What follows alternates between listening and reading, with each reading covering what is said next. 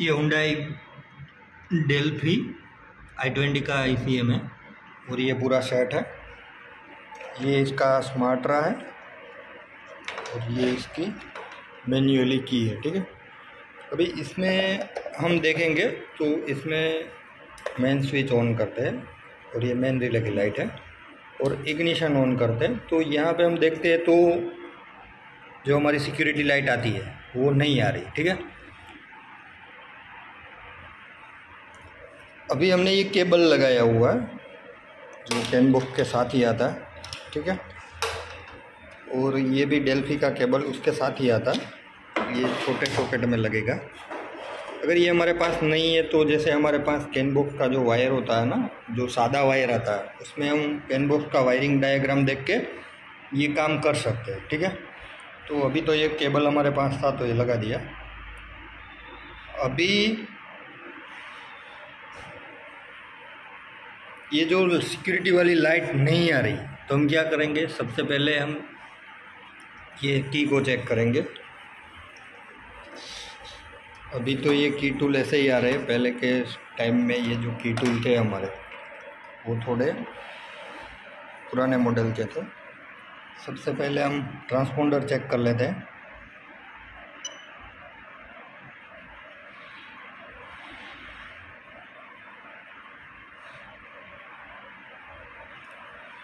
अभी transponder read नहीं हो रहा। ठीक है, तो हम थोड़ा इधर उधर हटा के भी चेक करेंगे, ऐसे उल्टा करके भी देखते हैं। अभी रीड करो।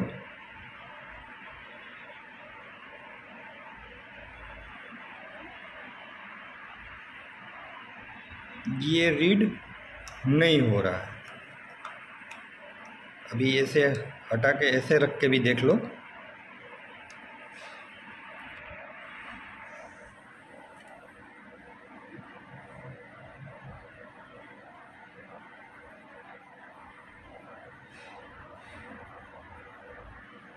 ठीक है, ये जो हमारी की है उसमें जो ट्रांसपोंडर है वो रीड नहीं हो रहा। उसका मतलब ये हुआ कि ये ट्रांसपोंडर हमारा ख़राब है।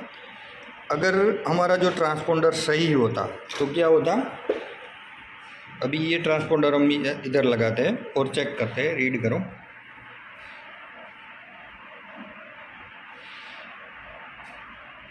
ये देखो, इसमें आईडी आ चुकी है। तो इसका मतलब ये हुआ कि ये जो हमारा मशीन है, दरअसल ये भी हमें देखना पड़ता कि ये भी सारी चीज़ें होती है, वो सॉफ्टवेयर रिलेटेड होती है, तो ये भी काम कर रही है या नहीं कर रही।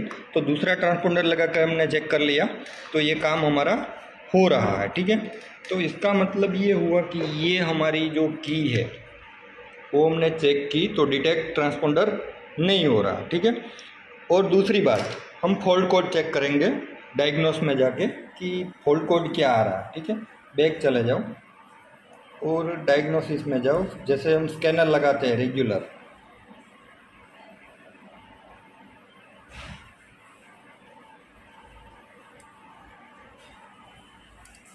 ऑटोमेटिक में तो विन नंबर मांगेगा। अगर हमारे पास विन नंबर है तो हम विन नंबर डाल सकते हैं, अगर नहीं है तो कोई बात नहीं, मैन्युअली चले जाना है। देखते हैं विन नंबर कैच हो जाता है या नहीं होता।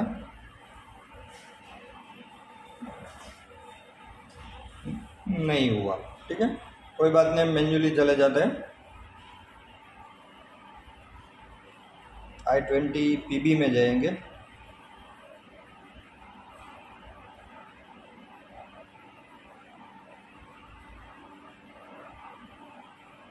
इसके बाद हम 2012 की आसपास की कोई भी साल ले लें और डीजल में जाएंगे 1.4 में, सिस्टम सिलेक्ट में जाएंगे और इंजन कंट्रोल पे देखते हैं।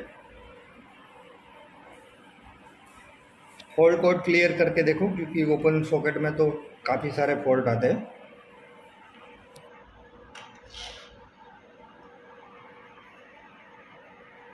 Immobiliser transponder error P1693। ठीक है, ये जो एरर है वो इमोबिलाइजर रिलेटेड है। तो ऑन टेबल ये सारी एरर तो हमारी रहती ही है। ठीक है, अभी हम जाएंगे इमोबिलाइजर में। इमोबिलाइजर में जाओ, बैक चले जाओ।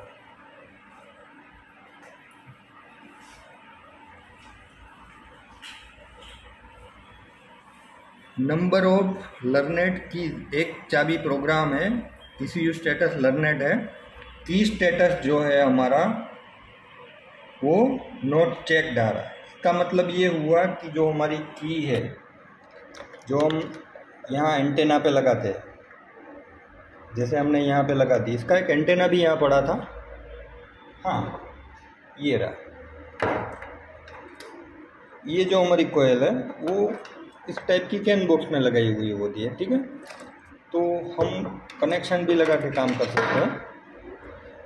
अगर हमारा इमोबिलाइजर का जो कनेक्शन है वो हमें एंटेना पे लगाना है, ठीक है, तो हम क्या करेंगे, ये जो दो हमारी तार है वो हम लगाएंगे। ये जो रेड आती है हमारे कैन बॉक्स पे, जो एक्स्ट्रा तार होती है हमारी, ये जो है ये रेड, ये जो है ये हम लगाएंगे हमारे ये एंटेना पे। जैसे कि हमारे पास केबल होगा तो हम यहाँ पे लगा देंगे तो भी हमारा काम, चाबी हम इसमें डालेंगे और काम हमारा हो जाएगा, ठीक है। अभी इसमें जो की है वो डिटेक्ट नहीं हो रही, ठीक है। तो इसका मतलब ये हुआ कि जो हमारा स्मार्ट रा है वो भी लर्नेट है। ये जो स्मार्ट रा हमारा होता है ये भी ख़राब नहीं है। अगर ये ख़राब होता तो कनेक्ट नहीं होता, ठीक है। तो जो मेन प्रॉब्लम है इसमें की है, ठीक है, वो हमने देख लिया। पहले चाबी को ही देख के हमने पता लगा लिया था। फिर ये दूसरा तरीका है ये फॉल्ट चेक करने का, तो ये भी हमने कर लिया। अभी हम जो हमारा ये ट्रांसपोंडर है वो ख़राब हो चुका है, तो हम क्या करेंगे, दूसरा ट्रांसपोंडर जनरेट करेंगे। या तो हमारे पास दूसरी ID-8046 वाली पड़ी है तो भी हम प्रोग्राम कर सकते हैं। अभी वो कैसे करना है वो हम देख लेते हैं, क्योंकि ये काम करने में आसानी हो जाए।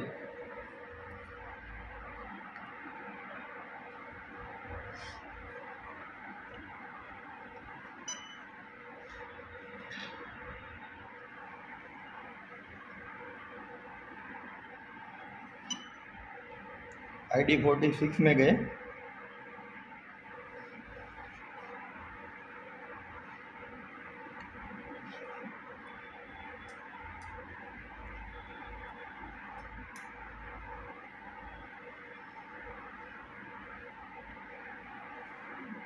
ID छोड़ दो, इसमें ID लगा दो। हाँ, अब करो।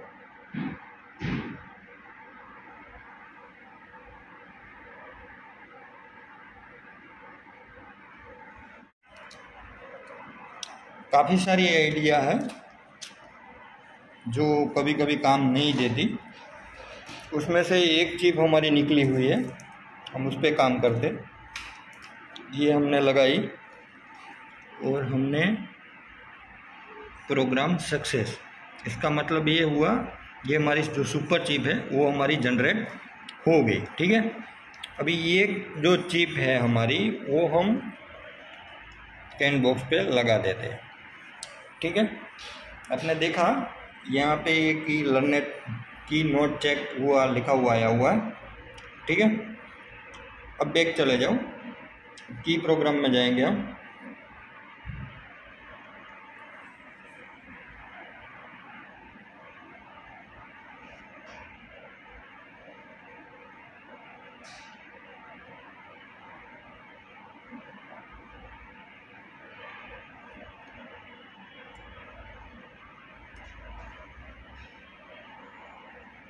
अभी इसमें सिक्योरिटी ऑथोराइजेशन कोड आते हैं, वो कोड ये एक्सटूल से निकल जाते हैं। एक्सपेड 2 है, एक्सपेड 1 है, तो इसमें 2016 तक के ये कोड निकल जाते।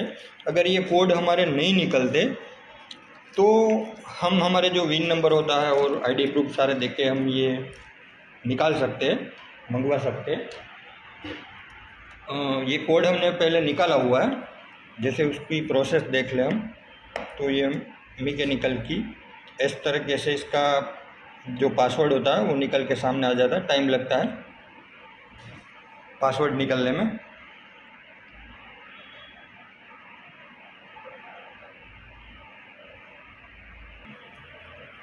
ये हमने इसका पासवर्ड पहले से निकाल लिया हुआ है, तो अब हम इसकी की प्रोग्राम कर लेते हैं।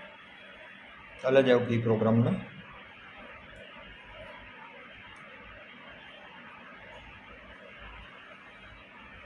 हाँ प्रोग्राम अब सिलेक्ट टाइप में भी काम कर सकते हैं और सिलेक्ट व्हीकल में भी कर सकते हैं। सिलेक्ट टाइप में चले जाओ, आसान रहेगा, जल्दी से हो जाएगा। इमोबिलाइजर पे जाओ और टाइप 4 में जाओ। प्रोग्राम की में पहले लाइव डेटा देख लो, सिलेक्ट ऑल कर लो। अभी की स्टेटस नॉट चेक लिखा हुआ आ रहा है, ठीक है। स्मार्ट रबी लर्नेट है, हाँ बैक चले जाओ। अभी प्रोग्राम की पे चले जाओ, पासवर्ड डाल दो 512881, ठीक है। ये हमने लगा दिया, हमारी चाबी की लाइट बंद है। जैसे हम ओके करेंगे तो हमारी लाइट की आ जाएगी, ठीक है। ये हमारी लाइट आ गई, जैसे आप यहाँ देख सकते हो। ये हमारा ट्रांसपोंडर हमने यहाँ लगाया है, ये चाबी की लाइट आ गई, ठीक है। अभी ये प्रोग्राम सक्सेस, अभी ये दूसरी चाबी बनाने को बोल रहे हैं, पर हमें दूसरी चाबी प्रोग्राम नहीं करनी है, तो हम नो दबा देंगे। अभी ये काम हमारा हो चुका। तो इस तरीके से आप ये जो की जो प्रॉब्लम्स आती है गाड़ियों में, तो आप ऐसे ऑन टेबल ये काम कर सकते हो और आसानी से ये काम हमारा हो जाता है। जैसे हमने इग्निशन ऑन की तो ये की लाइट आ गई, ठीक है। जैसे हम इसको ऑफ कर देते हैं और जो ट्रांसपोंडर हमारा है उसको निकाल देते हैं, यहाँ रख देते हैं और इग्निशन ऑन करते हैं तो लाइट, ये इग्निशन ऑन हो गई, ये लाइट नहीं है, ठीक है। इग्निशन ऑफ कर देते हैं, फिर यहाँ लगा देते हैं तो ये लाइट आ गई, ठीक है। इस तरीके से आप ये काम पूरा कर सकते हो। अभी लाइव डेटा में देखेंगे हम, सिलेक्ट ऑल में जाएंगे,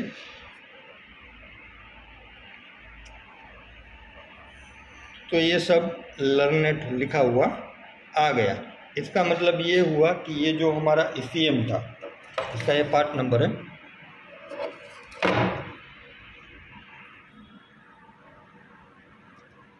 इस तरीके से आप ये प्रोग्रामिंग की प्रोसेस आप कर सकते हो, ठीक है।